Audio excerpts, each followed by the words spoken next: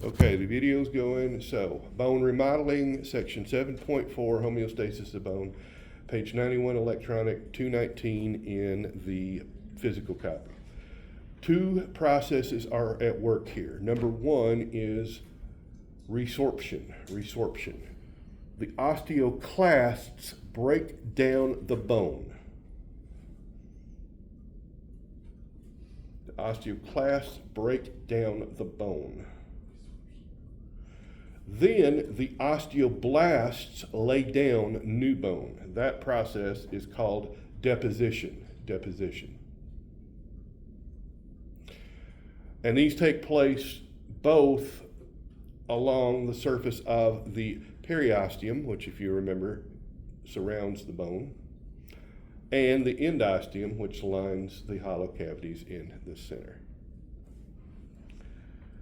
And this will vary with health and age.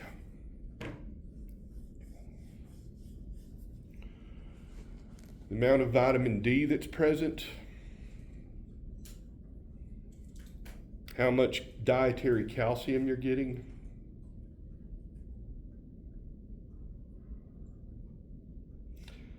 if you don't have enough vitamin D, even if you're getting enough calcium, it will not be absorbed. It will not be absorbed. That results in a condition called osteomalacia. In children, it's called rickets.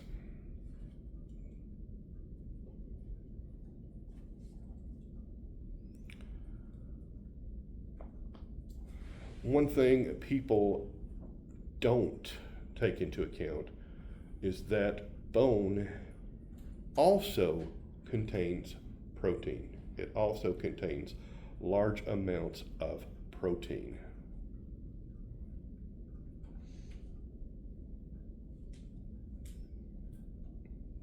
%90 of that protein is going to be collagen. Same thick, tough, flexible protein that's found in fibrous connective tissue. Tendons, ligaments, you all remember that, right? There is another bone protein called osteocalcin.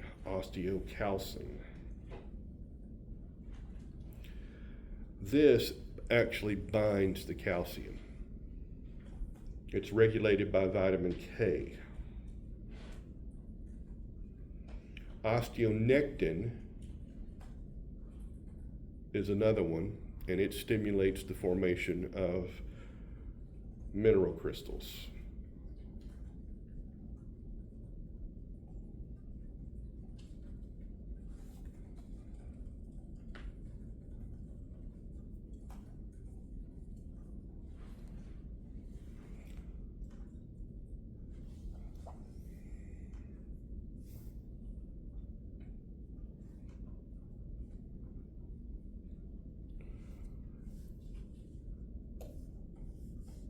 And there's 6 phases to this whole process.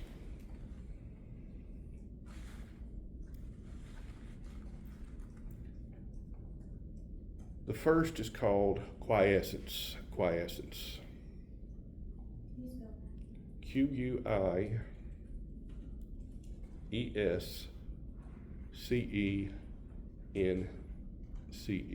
Quiescence.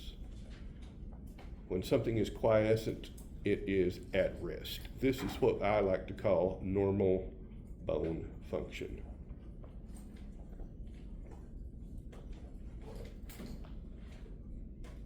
Then you will get activation.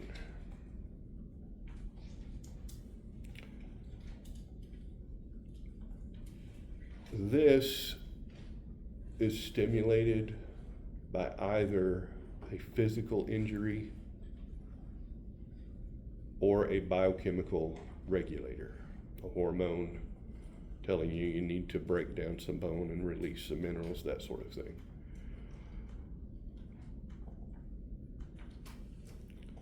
Stage 3 is resorption.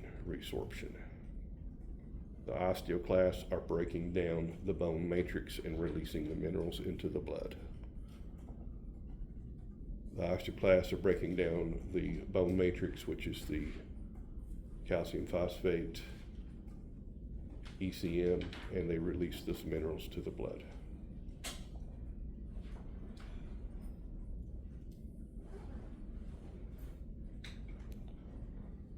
Once enough has been released, you get reversal. The osteoclasts stop their activity and disappear.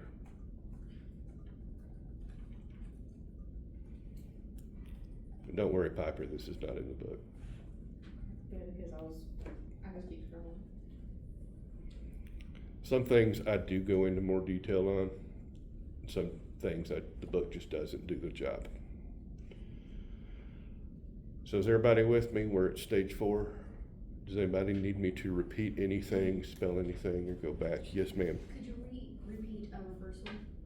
Reversal is simply the osteoclasts stop their activity and disappear.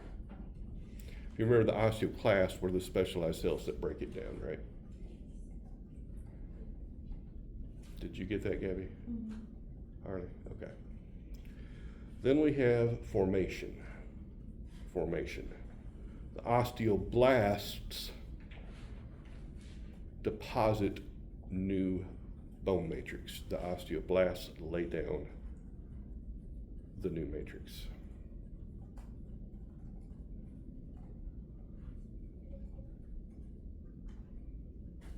Then it mineralizes. Then it mineralizes. And both of those are the two parts of formation. The last one is termination. Termination.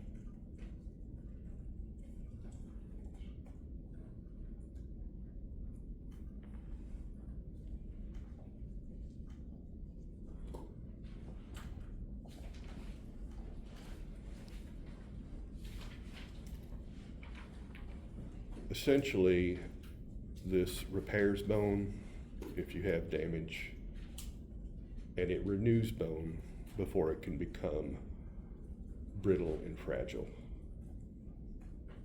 It's primarily hormone regulated.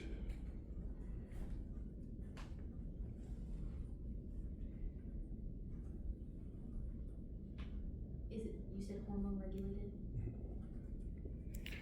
We're not getting hung up on the endocrine system and talking about which glands and which hormones.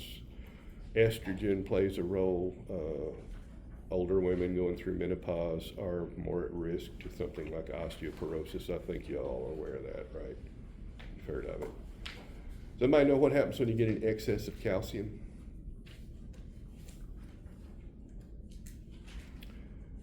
Believe it or not, it doesn't typically affect your bones.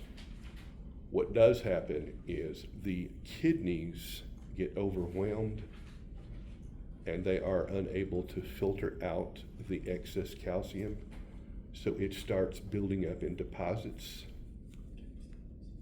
kidney stones. And if those get big enough, they will block the flow of urine. They will become painful, and they have to go in and break them up. It used to be back in the dark ages, they literally had to go in and cut them out, major surgery. Now what they do is they hit them with ultrasound and cause them to fragment. It's a lot less invasive procedure, but then you have to pass the fragments, and that is every bit as painful as it sounds and you imagine it to be. So you want to make sure that you have enough calcium in your diet to have strong bones, but also be careful and balance that against the fact that you can't get too much calcium. Yes, So sir. it's just like it's just like drinking water. You don't want to have too much in there. Correct. I think I told you all about the case of hyponatremia, didn't I? No. About 15, 20 years ago. Y'all know what a Wii is? W-I-I, some kind of video game system. Yeah. And some radio station out in California held a contest, and they called it Hold Your Pee for a Wee. And literally the contest was, how long could you go without urinating while drinking copious amounts of water? One of the contestants drank so much water that it threw her electrolytes out of balance in her blood, and she suffered cardiac arrest because of impaired heart muscle function. So yes, you can die from drinking too much water. One of my favorite sayings, what's the difference between a drug and a toxin? Does anybody know the answer? How much? The dose. Okay. Any other questions, thoughts, gripes, complaints, comments, cogitations, ruminations, observations, or insinuations? Then we will move on to the skeletal organization. The only real thing I want you to know here is the difference between the axial skeleton and the appendicular skeleton. The axial skeleton is the skull,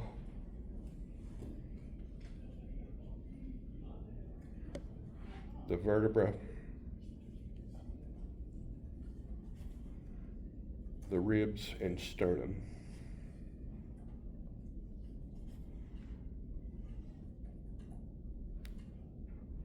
If we're being proper, we should also include the 3 tiny, tiny little bones that you find in each inner ear, 3 on each side, and the hyoid bone, which is kind of that floating bone.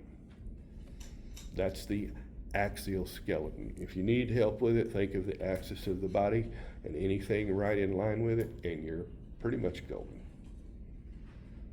The appendicular skeleton is the other one, the appendicular skeleton.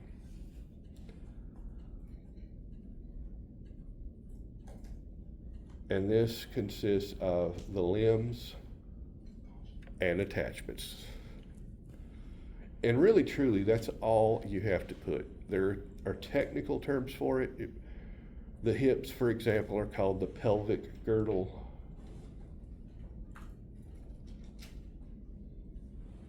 The shoulder blade and the collarbone are collectively referred to as the pectoral girdle. Again, these are just points you need to be aware of as you're going through your career and your education for your career. The more you learn about the proper language, the better off you'll be.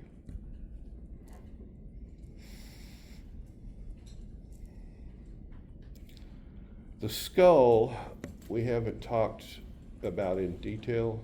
What I really want you to remember are the major bones. The major bones of the skull, you've got the frontal right here. You've got the parietal right here. The occipital is in the back. The temporal there on the sides. And keep in mind that there are separate bones in the skull. Make sure you get that down, underline it. Don't go around thinking that skull equals head bone. If you do that, you're a bonehead. Ha ha ha.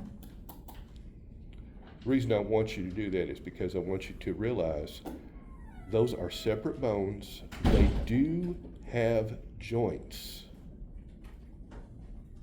Those joints become permanent as you age and develop. But in younger children and infants, they are not set at that point. That allows the skull to expand to accommodate a growing brain. Did you have a question? Yeah, I just also know there's these little holes in the skull as well. Yeah, there are holes in the I skull. think they're called foramens. They are indeed foramen. And these allow for the passage of various things into and out of the skull. Make sure you understand that. If you flip a skull open, You look at the very bottom, you'll see the foramen magnum, the big hole. And that actually doesn't pass your spinal cord, it passes your brainstem. Because part of your brain is technically outside the skull. Is everybody clear on that? I also want you to know the zygomatic bone, the maxilla, which is your upper jaw, and the mandible. Does anybody know what the hardest bone in the body is, or most dense? Isn't it your thigh? Huh? Isn't it your thigh bone? Nope. Is it your skull? The skull is not a bone, my dear. Well, I meant like, is it a part of the skull? Where on the body is it? It's in the head. Teeth. Huh? Teeth. Maybe. Teeth? No, teeth are not bone, they're separate. No. Your chin. Technically, it's your mandible, but the densest part of the bone, all the bones in the body, is right there, your chin. And you want to hear something else that's weird?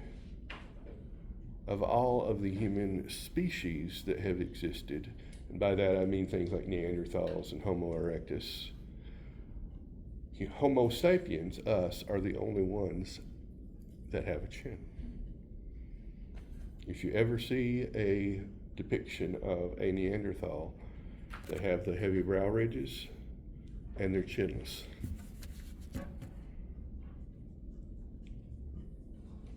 Do you have an evolutionary explanation for that? Neither do the anthropologists. That's why I ask every class, because I keep hoping somebody will tell me, then I can write it up and get the Nobel Prize. So everybody okay with that? It's very easy to get hung up on all of the bones that are in the skull. I'm not saying they're unimportant, but I don't think we need to go to that particular level just yet. It's just like you need to know that these are called phalanges, right? But I'm not going to ask you to tell me which one is a particular bone of a particular finger. You just need to know phalanges. Is that okay with everyone? Yeah. I would encourage you to look those up at some point if you're going into the field of medicine, because the more you know about the body, the better off you're going to be. That's just a simple fact of life. But our class, we're not going to require it. So how about those bones in the skull that are like inside the eyes, like the one? I think one of them's The orbitals. ethmoid. Take a look at figure 7.20 on page 226, and you'll see all of those. I'm Yes, fine. ma'am. I'm just backtracking off that. I had a question about the orbital fissure, or the fracture, what was it? The hole. Was it suture? You have Orbital suture? a question about what? The orbital, it's like isn't it suture? Wait, 1 second. Yeah, it's kind of like that little thing that's in between the bones, like that.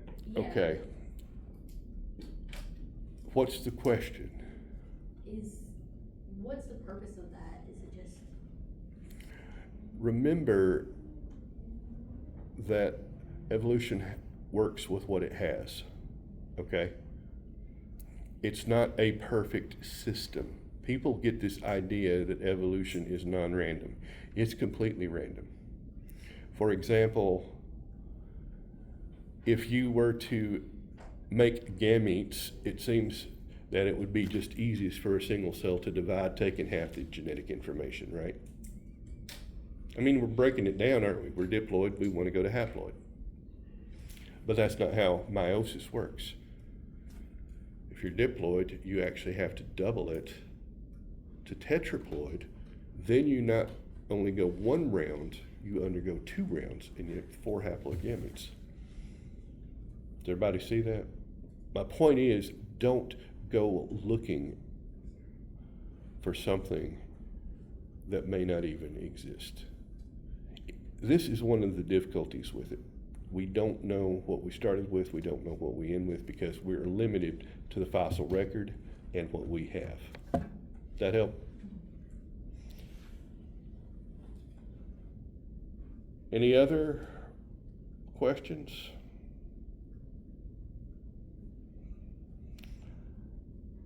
All right. Again, I think it's well worth looking at those, but we're not going to get hung up on it. And the rest of chapter 7, I think you will see we've covered that pretty well in lab, have we not? So that will be the end of chapter 7. Now, I don't really want to go straight into lab because I think that's just a little too long to sit. So let's go ahead and start chapter 8. Chapter 8 are joints.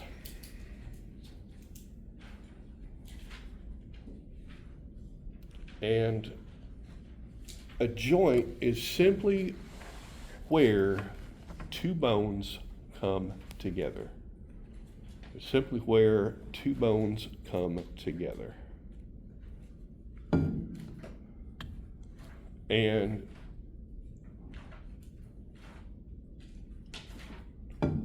there are two competing criteria here. Number one is mobility. Mobility. You want to be able to move your body. So the joints have to be flexible enough to allow a range of motion. Yes, ma'am. So would mobility be like a function of a joint? Would mobility be like a function of a joint? Yes. Okay. The other factor, criteria or function, that's protection. Protection.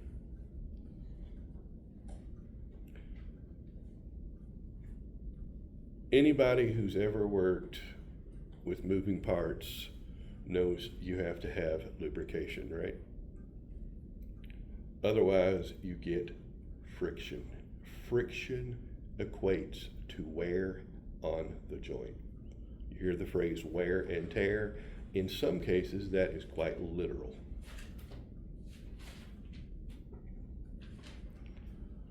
Most joints are going to involve cartilage in some way, shape, form, or fashion. That's because cartilage is flexible compared to bone.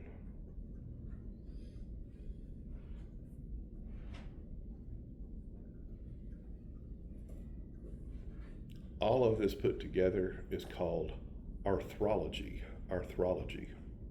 Y'all have heard of arthritis, haven't you? I hope none of you suffer from it at your age. Arthritis literally means inflammation of the joints, and that's exactly what it is. Question? I know with arthritis, sometimes it can cause your fingers to pop out. Arthritis has a variety of causes. It has a variety of symptoms. Since it's inflammation, you're typically going to have those classical factors we talked about already, right? Swelling, redness, maybe some heat, and pain.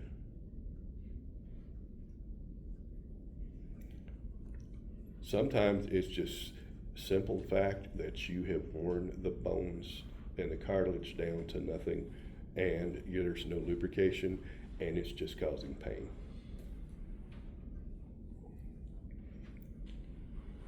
The most important type of connective tissue that we're going to be discussing in this chapter will be ligaments. Ligaments.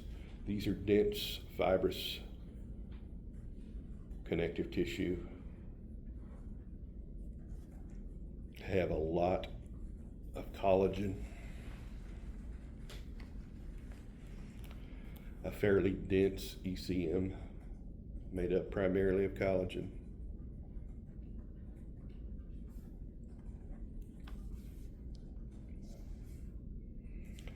They're very tough. and very flexible. Very tough and very flexible.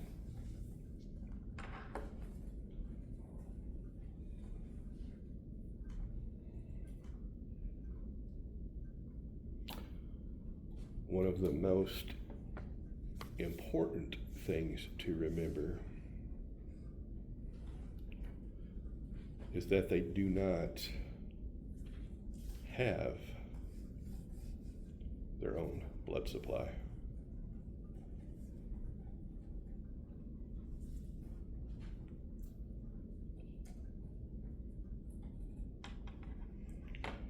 They are somewhat innervated, so you can tell when you've moved it beyond the range it should, or you've got some damage or some repair.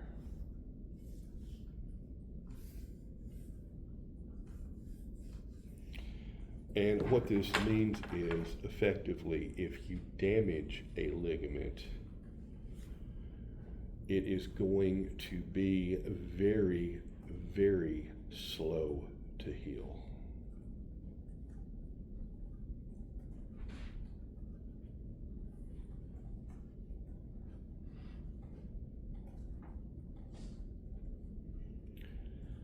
When a ligament gets pushed beyond its normal range of motion, or it takes a blow that is greater than its tensile strength, you will get either a sprain or a tear. A sprain or a tear.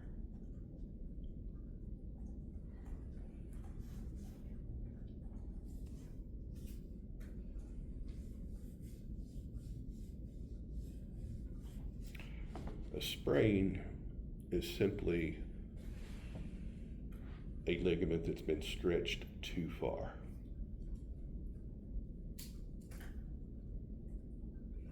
You may have some minor tearing where it pulls loose, but generally it will be able to heal on its own.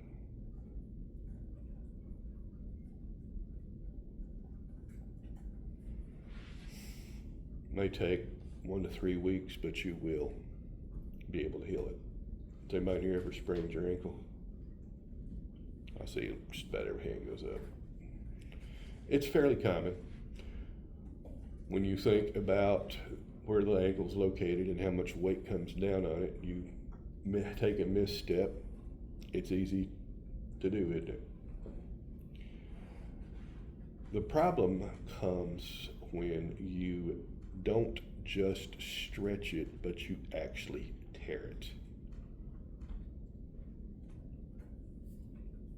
Depending on the level of severity, you are more than likely going to have surgery.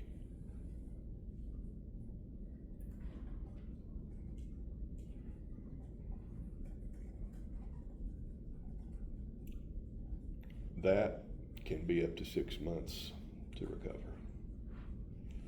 In some cases, if you tear it completely, they may simply have to replace that ligament with a donor ligament. Did y'all realize that? Anybody here ever heard of an ACL tear? The anterior cruciate ligament. It's one of the main ligaments in the knee that holds the knee together, essentially. If an athlete, it takes a blow from the side of the knee, it can tear that ligament completely. And if that's the case, the surgical repair actually involves using a donor ligament that is taken from the knee of a cadaver. So if you die and you donate your body to science, they may take parts of your body, like your ligaments, and implant them into other people. Didn't realize that, did you? Generally, if you have a surgical repair of a torn ligament, you will not have as much flexibility as before. When I was about 16 years old, I was playing football and we were doing a tackling drill, and I tackled the running back. We heard a loud crack. He screamed and went down. I felt a popping sensation in my shoulder, and I noticed that I had severe pain as well. I had broken his collarbone. You could actually see it. The hit separated my shoulder, which meant essentially that the ligaments were pulled loose. It wasn't a tear so much as a sprain. It was a stage 2 sprain. And the ligament actually got wrapped around the bone. And it healed, forming a bone spur. Even to this day, you can feel a knot right there. But at the time, I was young, it didn't inhibit my function, and the orthopedist said the very best thing we could do is leave it alone. It may cause you difficulty in the future, but it may not. If I went in there and corrected it right now, because this is before they had the scope surgery, they would have had to cut my whole entire shoulder open. About 20 years later, I was a professor.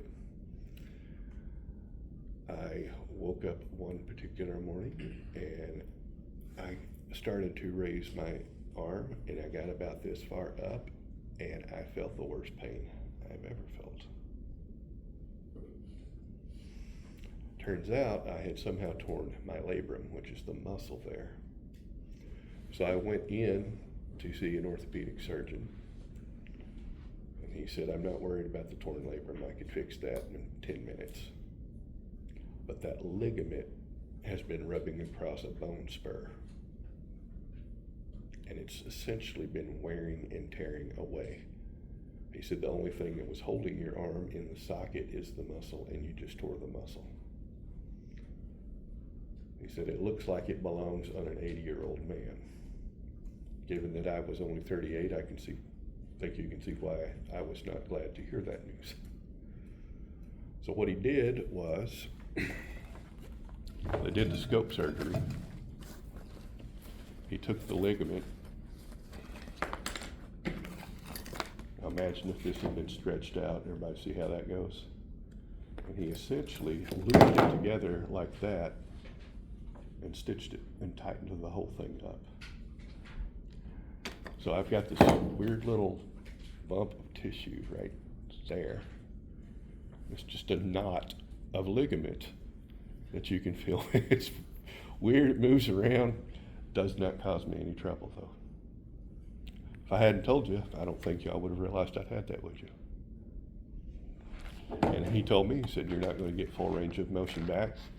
If you work hard and do your physical therapy, you can get 95% of it back, which I do. So those types of injuries are something that you'll often see if you go into any kind of emergency or trauma medicine. Any kind of physical activity can result in a tear or a sprain. Make sure you know that. Any type of physical activity can result in a tear or a sprain.